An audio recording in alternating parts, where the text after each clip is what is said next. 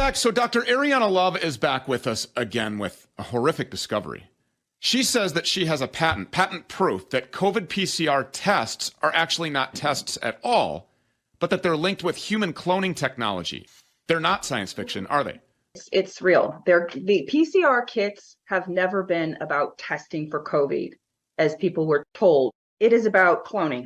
They are cloning devices. And this has been admitted to by the NIH. It's on their website in a study entitled Molecular Cloning, Polymerase Chain Reaction, an Educational Guide for Cellular Engineering.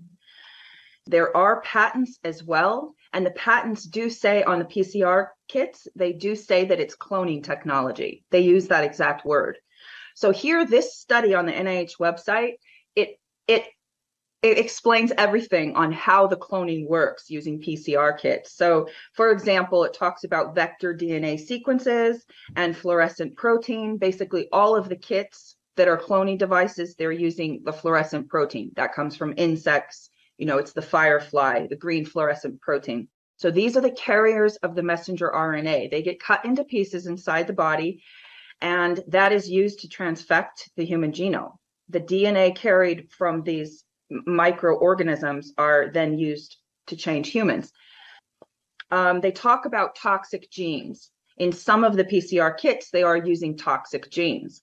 They admit to that. And then also they talk about, okay, so what is the testing for? It's for genetic sequencing to determine how far along people are in the cloning process. And you can actually order these DNA sequences online. There's Adgene is offering them, and Thermo Scientific and Biolabs. They literally will send it to you. You order it and they send it to you via email. They're using artificial genetic sequences, right? And they have to delete certain genes in the human genome, and then they code whatever the messenger RNA is coded with, and we know all of them are coded with this green fluorescent protein. All right, so what is the goal? What is the goal here? They are changing the human species, attempting to genetically modify humans and treating humans like animals. In particular, the green fluorescent protein, which comes from the firefly, that means they are actually turning people into hybridized humans with insect DNA. So they are transfecting, because we know from the study out of Sweden recently that the mRNA is transfecting and transcribing through reverse transcriptase into the human genome. That means people are becoming part insect. They are going to carry then and insect DNA. So I have clients that have been riddled with parasites, and not only parasites, but also these sort of Morgellons like hydrogels. They're also called Marcelles, and I have a study on that as well. They're laced on the PCR kit. So this is self-replicating nanotechnology, right? And these parasitic organisms are genetically modified, and they can feel them crawling under their skin. I kid you not. And these are people who never took the jab. They just had a bunch of the PCR swabs up their nose. People can go to Adgene. There is type in Adgene plasmid cloning by PCR, type in Biolabs PCR cloning method, and they're going to explain how this is being done. So the NIH is admitting to this cloning technology. Yes, absolutely.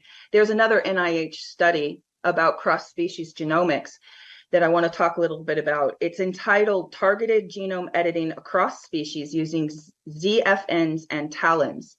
So they have entire genome sequences, it says in the study, available for numerous species. Now we know they've already been crossbreeding humans and monkeys, humans and pigs, humans and mice in the US, in China, maybe other places, possibly Ukraine, at the US biolabs there.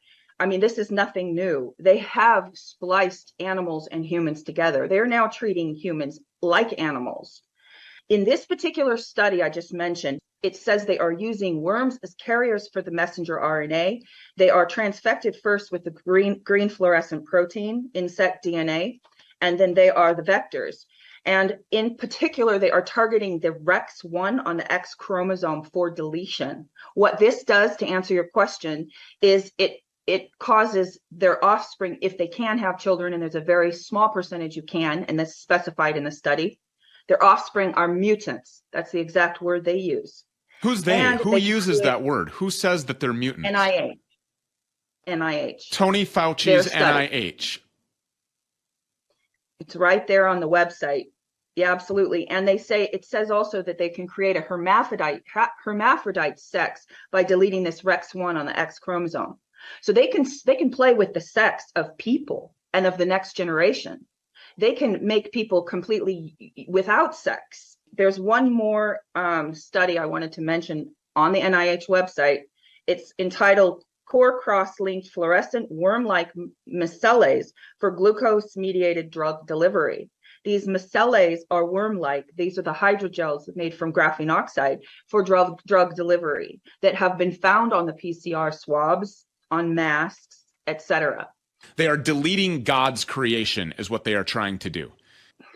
There's the studies right there at the NIH website. They are telling you, Tony Fauci's NIH is telling you that they are cloning you and turning your children into adronomous mutants. Insane.